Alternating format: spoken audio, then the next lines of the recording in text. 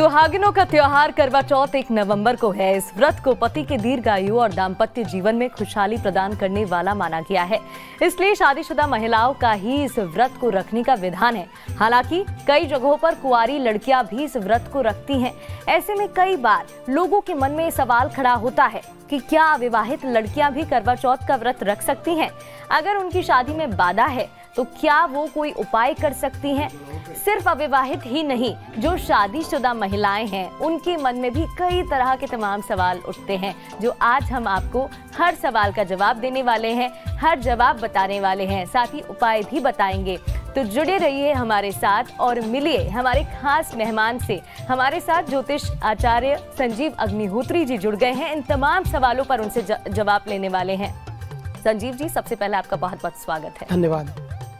देखिए, करवा चौथ का ये त्योहार है, ऐसे में पत्नियां अपने पति की लंबी आयु के लिए त्योहार रखती हैं और बड़े धूमधाम से खुशी के साथ इस त्योहार को मनाया जाता है। सबसे पहले तो मैं जानना चाहूंगी, क्योंकि कई नियम हैं, लेकिन लोगों को यही नहीं पता होता है कि किस नियम के साथ, किस विधि विधान के साथ इस त्योहार को मनाया जाए। गर्भवती महिलाएं भी पूजा करती हैं, लेकिन वो पूजा इस त्योहार पर कैसे करें? देखिए, इस पर्व को बहुत ही दिव्य पर्व कहा जाता है। ये सौभाग्यवती जो हमारी माताएं बहनें हैं, वो अपने पति की दीर्घायु के लिए इस व्रत को किया करती हैं और ये बड़ा उत्तम व्रत है और ये बड़ा परिश्रम से किया जाने वाला व्रत है। ये जैसे साधारणतया कई बार लोग व्रत करते हैं, बार बार फलाहार कर लेते हैं, लेकिन इस व्रत में फलाहार की तो चले क्या, निर्जल व्रत ये किया जाता है। हमारे देश की परम सम्माननीय हमारी माताएं बहनें इस व्रत को अपने पति पर कोई अलाय बलाय नहीं आए, उनके जीवन में कोई कठिनाई नहीं आए, इसके लिए सुदृढ़ होकर के पवित्र मन से और भगवान का ध्यान करते हुए, चंद्रमा जी का ध्यान करते हुए, गौरी गणेश भगवान का, माँ गौरी और भगवान शिव का, गौरी शंकर भगवान का ध्यान करते हुए अपने पति की लंबी आयु की कामना के लिए इस दिव्य व्रत को करती हैं।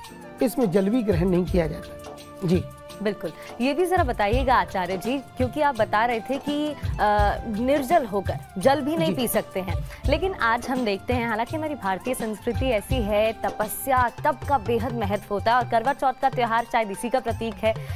कई महिलाएं हैं, कहा जाता है कि अगर सास सरगी में पहली बार जो भी खिला देती हैं, चाहे फिर वो दूध हो, फल हो, तो उसे खा लिया जाता है। इस बात में कितनी सच्चाई है? आपको क्या चाहिए, एक किसी वैदिक विद्वान ब्राह्मण को बुलाए और बुला करके घर में पंचांग पीठ का निर्माण, कलश स्थापन करके विधिवत पूजन, ग्रहों का पूजन करना चाहिए और ग्रहों का पूजन आदि सब कुछ करके तब उस व्रत को प्रारंभ करना चाहिए, क्योंकि पहली बार तो गणेश जी का स्मरण करना ही चाहिए।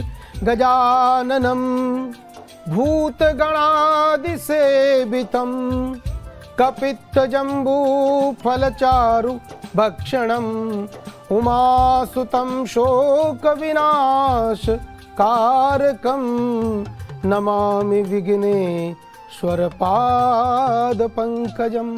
तो विघ्न विनायक भगवान गणेश जी की पूजा से ही कोई भी व्रत, जप, तप, नियम ये सब शुरू होना चाहिए और ब्राह्मण की आज्ञा से, अपने पति, अपने गुरुजनों की, अपने ससुर साहब की आज्ञा से इसको व्रत को प्रारंभ करना चाहिए। तो सबका पूजन करते हुए पुनः पहली बार उस व्रत को धारण करना चाहिए, बड़ी श्रद्धा के साथ, विश्वास के साथ, क्योंकि श्रद्धा से ही सब कुछ हमारे जीवन में प्राप्त होता है। विश्वासम गुरु वाक्येषु स्वस्मिन दीनत्व भावना। गुरु, पति, सास, ससुर इनकी आज्ञा लेकर ही कुछ करें और ये आज्ञा तो देंगे ही, मना क्यों करेंगे? क्योंकि आप पूजा पाठ कर रहे हो, कोई दूसरा कार्य नहीं कर रहे हो, तो ऐसी आज्ञा लेकर के और उनके वाणी पर विश्वास करते हुए जो स्त्री इस पातिव्रत धर्म का, जो इस सौभाग्य व्रत का जो पालन करती हैं, उनके जीवन में सदैव उन्नति के द्वार खुलते हैं और उन पर 33 करोड़ देवी देवता ऐसे ही प्रसन्न हो जाते हैं। बिल्कुल। आचार्य जी, ये भी बताइएगा, क्योंकि हम बात कर रहे हैं पहली पूजा की, पहली पूजा खास हो जाती है, लेकिन एक सवाल मुझे लगता है हर महिला के मन में आता होगा, हर लड़की के मन में आता होगा, भले वो बोले या ना बोले, और हो सकता है ये सुनने के बाद डांट भी थोड़ी पड़ जाए, लेकिन क्योंकि देखिए करवा चौथ का त्योहार है, भूखे रहना पड़ता है। अगर अंदर से भूख लग रही है, हालांकि पति से प्यार तो सभी करते हैं, देवता समान माना जाता है, पत्नी को देवी समान माना जाता है, लेकिन अंदर से भूख लग रही है, मन विचलित हो रहा है, तो क्या करें? देखो, इसके लिए तो मैं यहाँ क्या बोलूँ, यदि बहुत ज़्यादा जीवन में कठिनाई है या शरीर बहुत दुर्बल हो गया है, बहुत कठिनाई है, तो पति की आज्ञा लेकर के, यहाँ हमारी आज्ञा भी काम नहीं करेगी, पति की आज्ञा लेकर कुछ ग्रहण कर सकते हैं, जैसे जलपान कर लें या गंगा जल पी लें, ज़्यादा कंठ सूख रहा है तो। पर कोशिश करें, क्योंकि ये व्रत निर्जल व्रत होता है और इसको विधि विधान से सांगोपांग करना चाहिए, और यही इस व्रत की सच्चाई है। और हाँ, पति की, अपने सास ससुर की आज्ञा जरूर लेना चाहिए। कभी भी किसी भी परिस्थिति में इनकी अवहेलना नहीं करनी चाहिए। जी बिल्कुल, ये भी जरा बताइएगा, क्योंकि कुछ महिलाएं हैं वो अपने पति से दूर रह रही होती हैं, चाहे फिर वर्किंग फेस चल रहा हो या कोई भी काम हो, ऐसे में अगर पति दूर हो तो कैसे पूजा कर सकते हैं? देखो, पति यदि, कई बार होता क्या है कि पतिदेव अगर दूर चले गए और वो हमारे साथ नहीं है, और व्रत तो हमने किया है और करेंगे, हमारा धर्म है, लेकिन यदि वो नहीं है तो उनकी पहले तो आज्ञा ले लेगी, हे स्वामी, हे पतिदेव, हे नारायण, आप जाओगे तो आपके बिना हमारा व्रत कैसे होगा। और ये व्रत एक ऐसा व्रत है कि आपके मुखारबिंद को देखे बिना ये व्रत पूर्णता की ओर नहीं जा रहा है। तो इसमें क्या करें, तो वो जरूर आज्ञा देंगे, देवी जी हमें तो काम के लिए, बिजनेस के लिए, व्यापार के लिए या कोई भी कार्य के लिए जाना पड़ेगा, तो आप हमें आज्ञा, तो वो आज्ञा जरूर देंगे।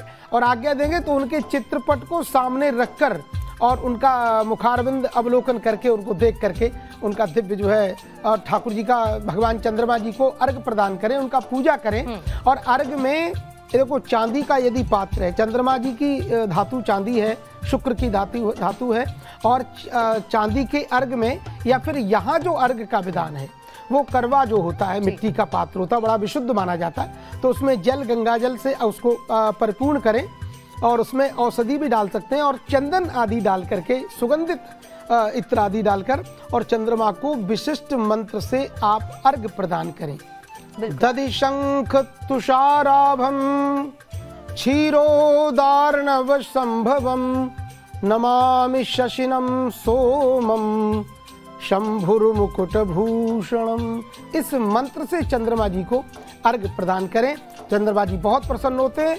ओम सोम सोमाय नमः, ये छोटा मंत्र, इसको भी बोल सकती हैं हमारी बहनें, सोम सोमाय नमः, या फिर चंद्रमसे नमः, इस मंत्र को बोलकर अर्घ प्रदान करें, और 3 बार अर्घ प्रदान करें।